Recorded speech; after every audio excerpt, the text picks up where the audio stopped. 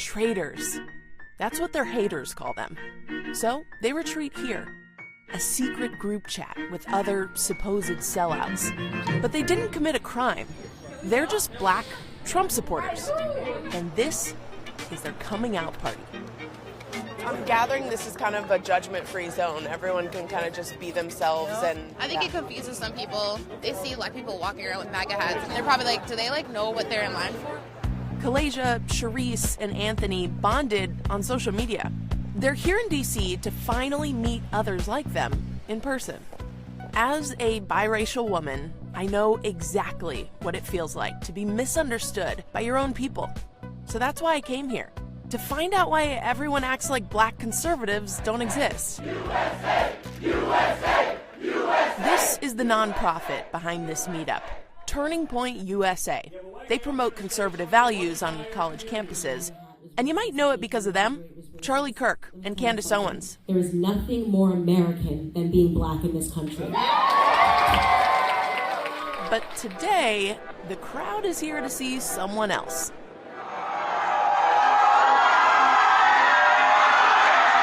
Who in this room wants to be president someday? President Trump's approval rating among African Americans hovers around 14%. In here, though, it's off the charts. The African American unemployment rate has hit the lowest level ever recorded in the history of our country. This is a recurring theme.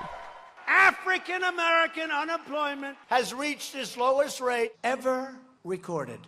Trump deserves credit for his role in maintaining low black unemployment levels. It's been steadily declining since before he got to Washington. But beyond that, the picture looks a little different. The median net worth of black families is 10 times lower than white families. The gap between black and white home ownership is growing, and black college graduates still make significantly less than white college graduates. But for these students, this is bigger than just the economy. Before even becoming a conservative, I started to feel like I was a victim. But once I got out of that victim mentality, I actually started thriving. My biggest pet peeve is when people say, we've made no progress since slavery. Are you kidding me? a lot of what I heard today was the narrative that Democrats really don't care about black people. We sit in these really bad, dilapidated, broken communities. Democrat policies have continuously been implemented, and they have not worked. Welfare reform is on the president's to-do list. And this gets to the core of conservatism, that liberal policies unintentionally do more harm than good. After LBJ created social programs like food stamps and Medicare in the 60s, the rate of black economic progress actually slowed down. They made progress, but not as quickly as in the 5 years before these programs started. Still, there are far fewer black people in poverty today than there were back then. But even if conservatives are right about welfare holding folks back, sometimes Trump makes things complicated. After Charlottesville, when he said there were fine people on both sides, do you think that was racist? No one likes to see Nazis parading around singing Blood and Soil. That could have been handled a lot better. Trump sometimes says things in the wrong way. I never feel like he's personally attacking the black community. Not all black conservatives agree.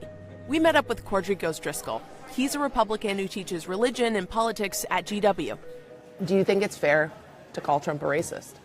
I think it's fair to call Trump a racist, yes. How I define racism is about power structures that prevent access to certain things. And so when we look at his policies and when we certainly look at his rhetoric, it falls in line to what racism is. Why do you think we see such vitriol coming from other members of the black community directed at people within this young black conservative movement? That is one thing I never agreed with.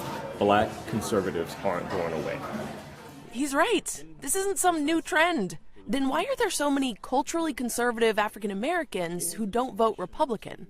Well, it goes back to the end of slavery, when black people did vote red. But just as they became Republican leaders in the 1930s, Hoover's administration kicked them out to appeal to Southern racists. It's when Roosevelt's New Deal came along that minorities saw a chance to turn their misfortunes around. And when Republican presidential nominee Barry Goldwater opposed the Civil Rights Act, that's when many black voters switched to loyal Democrats.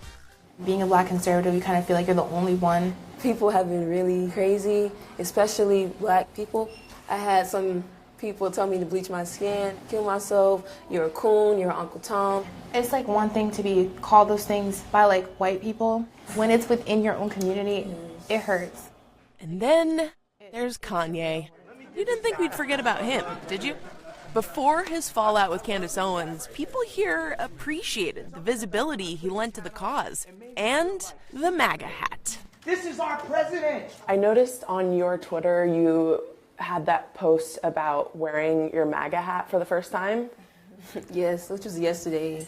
It's giving me courage to stand up for what I believe in. Here's the thing about the hat. When these guys wear it, it's an act of defiance that says we're not Democrats and we are not invisible. Look, people are messy. Too messy for the simple little boxes society wants to put us in. And if someone doesn't fit, it's becoming much easier to dismiss the unknown rather than try to understand it. America first! America first!